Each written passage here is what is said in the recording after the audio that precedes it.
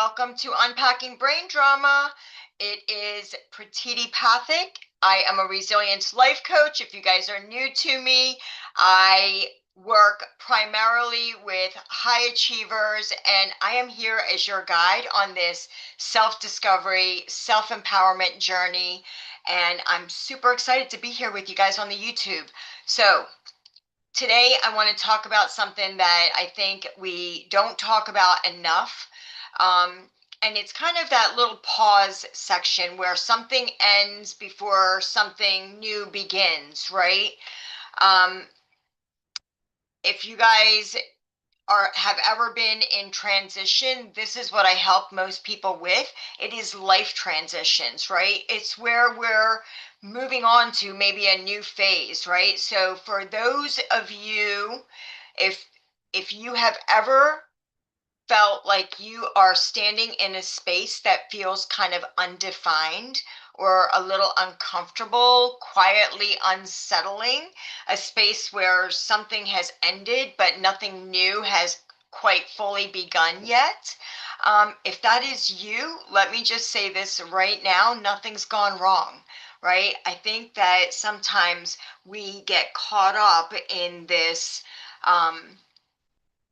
in between stage, and we live in a culture that celebrates new beginnings, new jobs, new relationships, new identities, right? New chapters of our life. Now, in real estate, I help people move on to the next phase of their life. In life coaching, I help people move on to the next phase in life.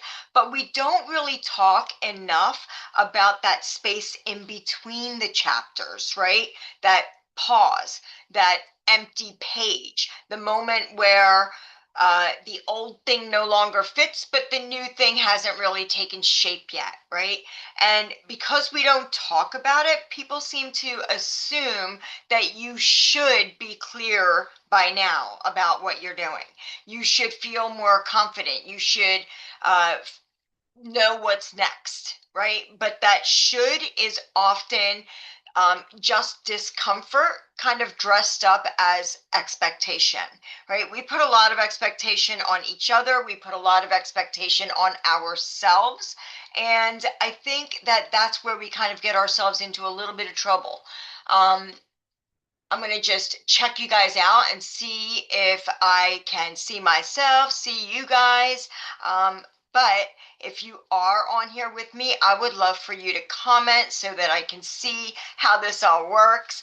But let me just tell you, why does the in-between feel so unsettling, right? Here's what's actually happening on a neurological and emotional level. Your brain is kind of wired for prediction, right? It always wants you to know, right? What role am I playing? Who am I right now? Right? What feels safe for me right now?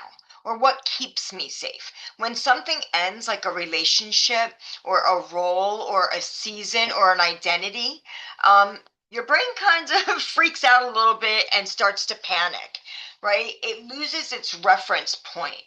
And that's the reason that it panics. Not because you're actually unsafe, but because the familiar structure that once felt safe is gone, right?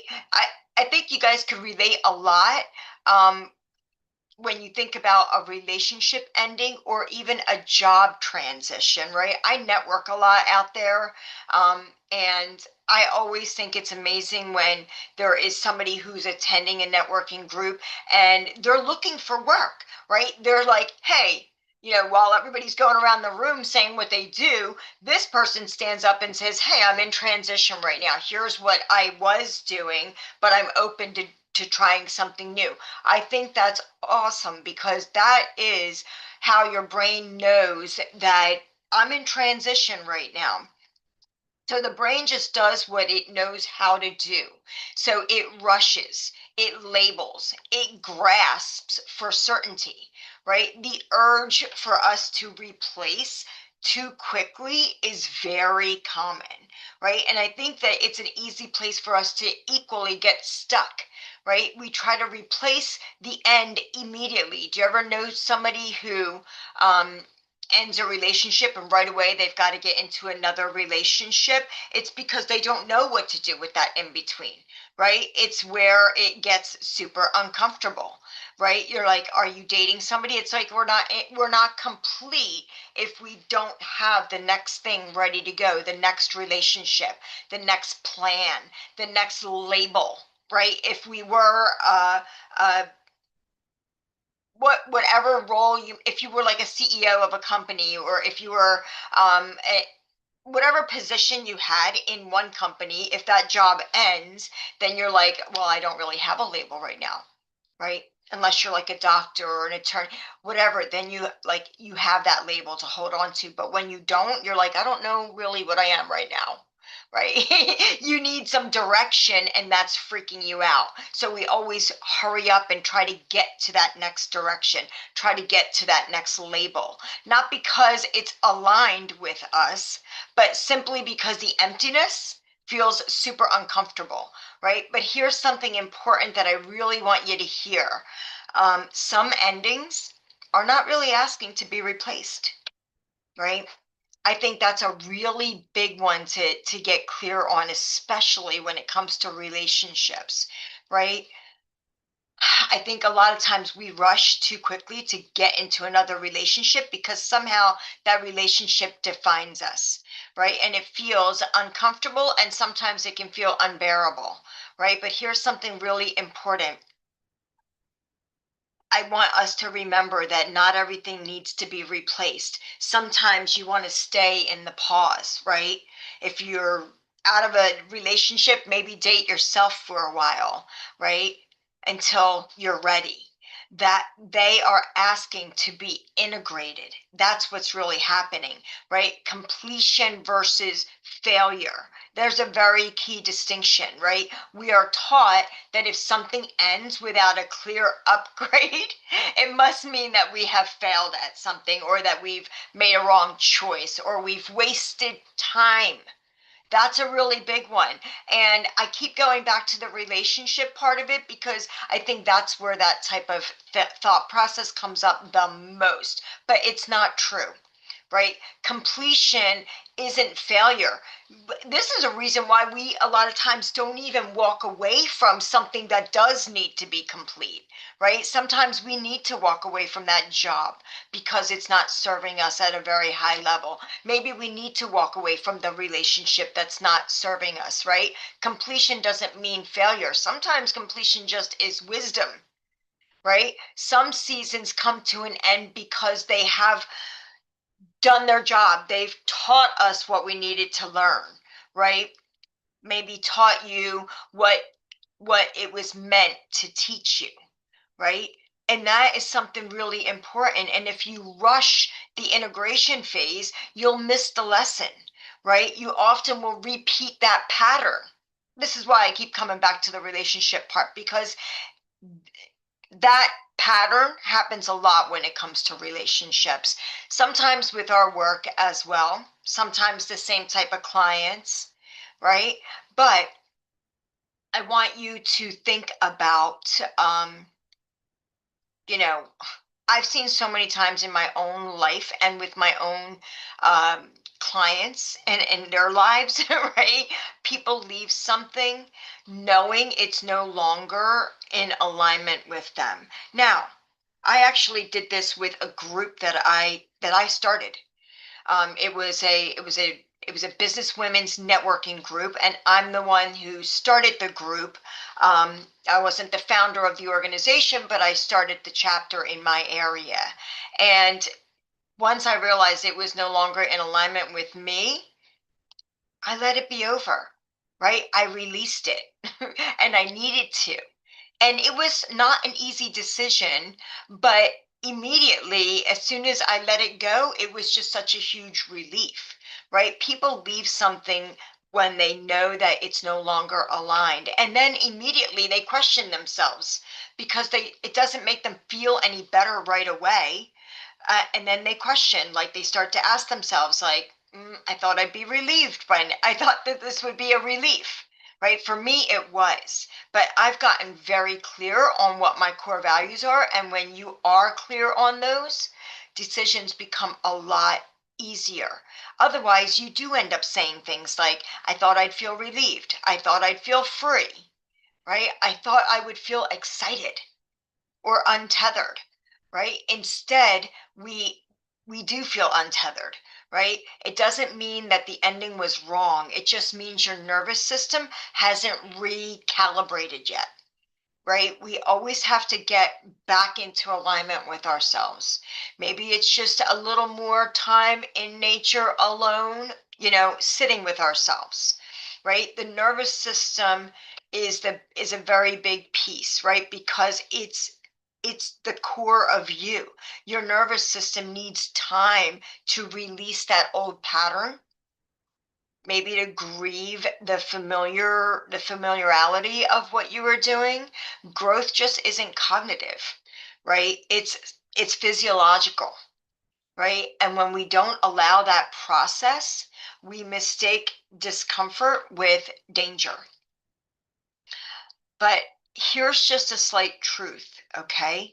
Not knowing what's next doesn't mean you've made a wrong choice.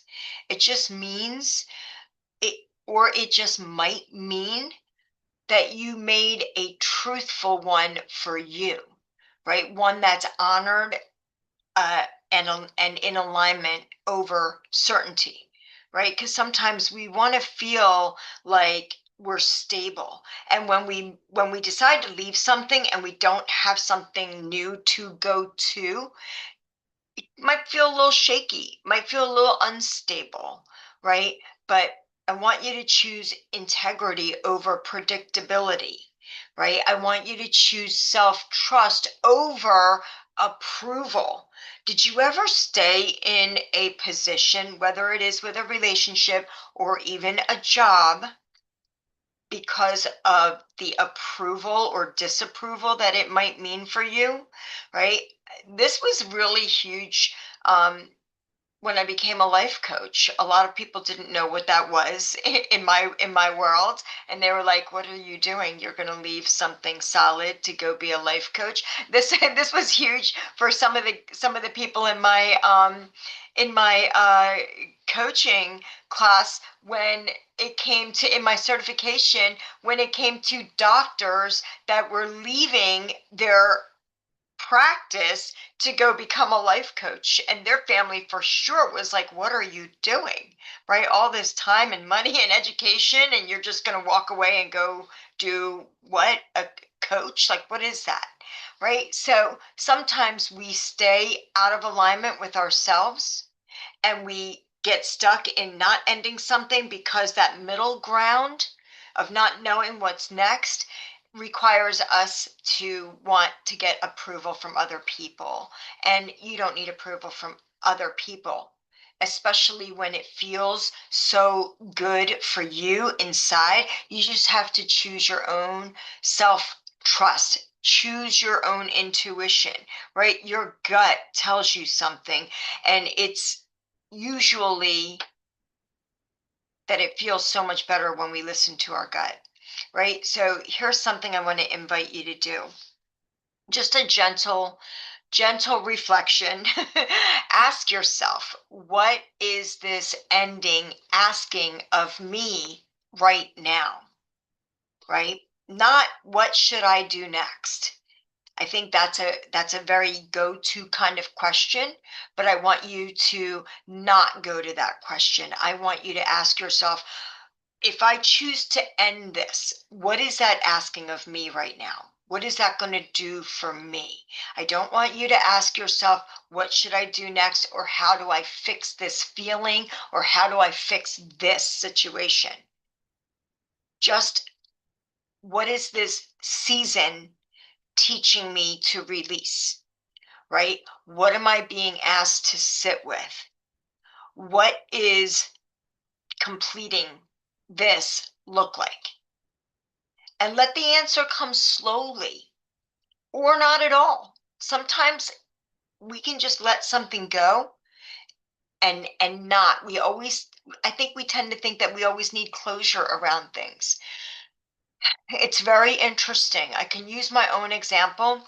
Years ago, when I had to make the decision to become a single mother, I had a lot of unanswered questions, and they were eating me alive. And then over time, I didn't need an answer to any of those questions.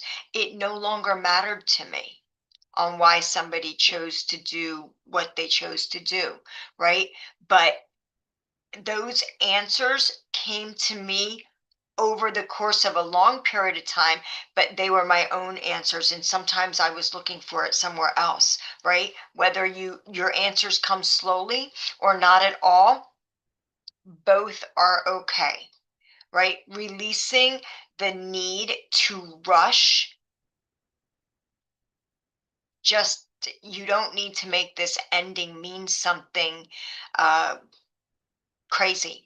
You don't need to make it mean something productive yet, right? You don't need to turn it into a lesson immediately. You don't need to justify it. You don't need anybody else's approval.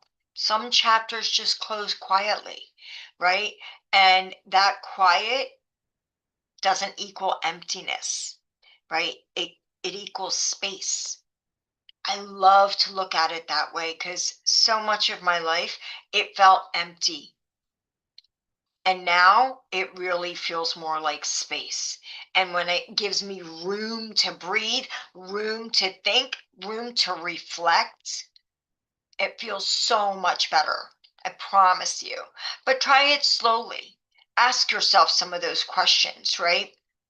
If you are in that in between, let this episode be your permission to stop forcing clarity. You don't have to be clear about everything all the time. You're not behind, you're not late, you're not lost, you're not failing, right? You're just simply between what was and what will be, what is becoming, right? That's so much more important. Give yourself space instead of feeling empty, and let yourself know that this is growth, right? You're becoming another version, right? You're stepping into another phase. We don't have to know what the ending of that phase is going to be, or what the beginning of that phase is going to be, or anything in between, right? So, Trailblazers, thank you so much for being here with me. And until next week, we're going to do this every week, same time, same place. Every Thursday at 11 a.m. I try to keep it under the 30 minutes so that we can get some refreshed thought process and then keep moving. Keep living your life by design, not by default. My business, my company is results by design, not by default, because I want us to live intentional lives. So thank you guys so much, and I will see you next